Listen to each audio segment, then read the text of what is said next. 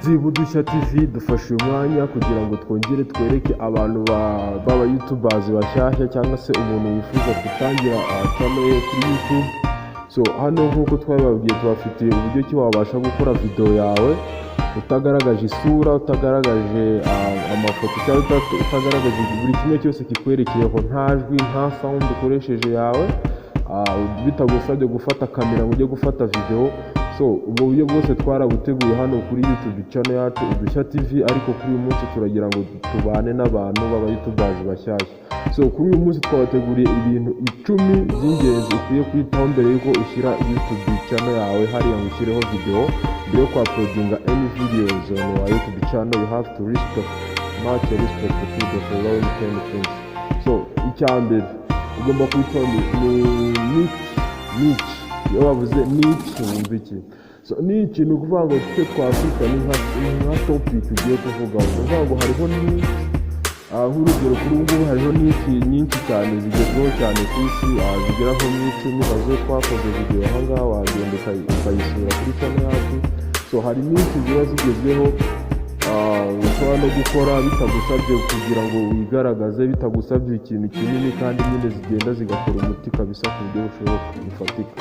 So ikintu cya mbere ugomba kwitaho ni niche. Ukavuga ati ngiye kuvuga kuri football, ngiye kuvuga kuri siporo, ngiye kuvuga ku guteka, ngiye kuvuga kuri filozofi, ngiye kuvuga kuri meditation, ngiye kuvuga ku mafaranga, ngiye kuvuga ku buzima, imibereho, amasomo.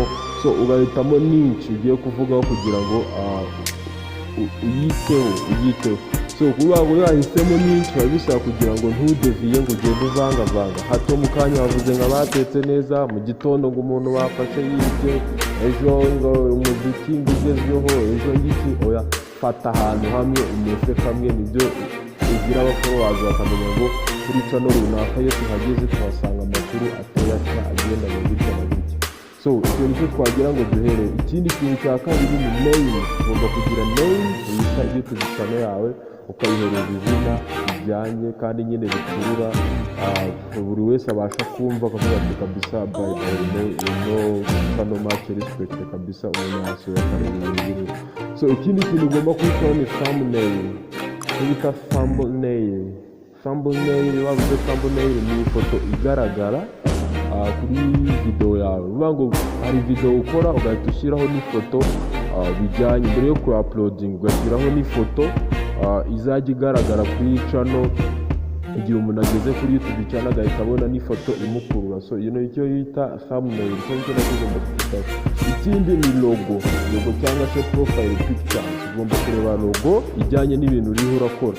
Nabwo twategura tutorials kuri ino channel, wagenda ugasura tutorials y'uburyo wakora logo ukareba ukuntu bikorwa.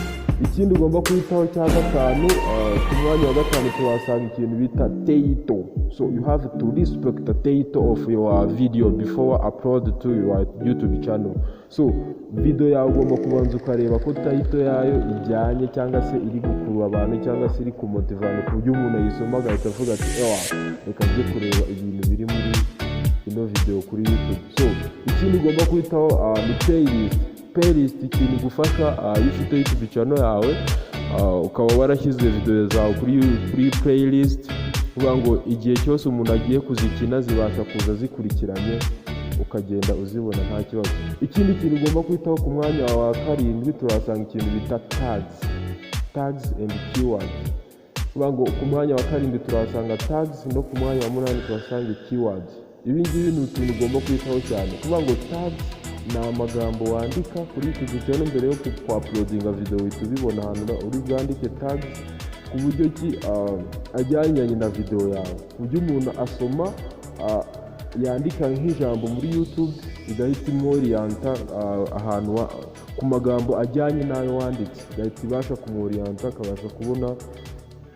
Urugero yajya kwandika ngo abana, wenda ni urugero. Niba ukora wenda nko ku bana, wenda ni urugero ubuzima bw'abana, kuvuga ati niba ukora ku bana uvuga ati imibereho y'abana, yajya kwandika abana ukaba warabishyize muri tags, nawe YouTube channel igahita imwegeza video yawe akabasha guhita yibona. So ikindi kintu ugomba kwitaho ni keyword bijya kumera kimwe ariko biratandukanye. Keyword ni ukuvuga ngo ni amagambo nanone wandika kuri YouTube channel yawe ajyaniranye na video, noneho ku buryo nanone wajyanye na video yawe kuri YouTube.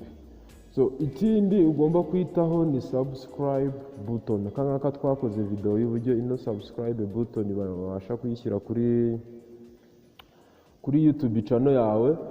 Uragenda ukadownloadinga video nuza image kuri YouTube, hanyuma warangiza iyo image ukaza ukayishyira kuri video yawe ukayuploadingaho.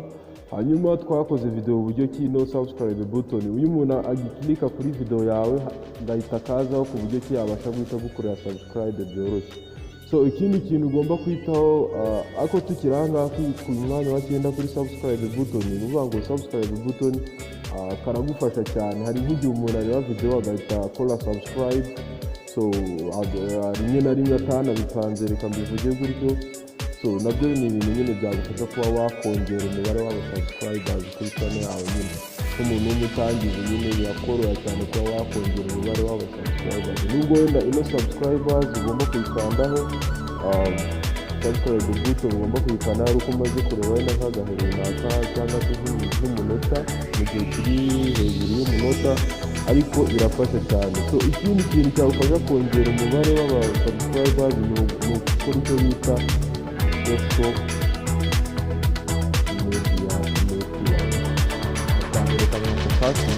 media gukora social media, gukreya another social media network.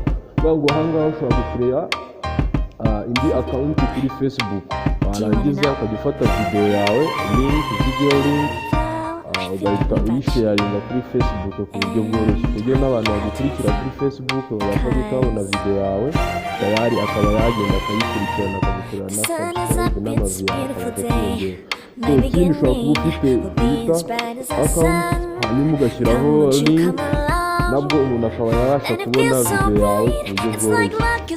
Hano tubabwiye ibintu 9 kuko by'ingenzi ukwiye kwitaho mbere yo gutangira cyangwa se mbere yo gushyira video yawe kuri YouTube. So twavuze name of the channel, uga logo and the profile picture, uga title, playlist, tag,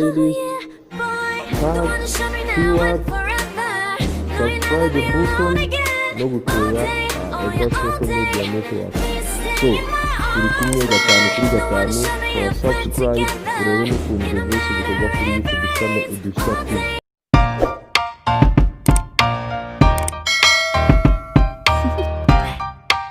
Do you want to know?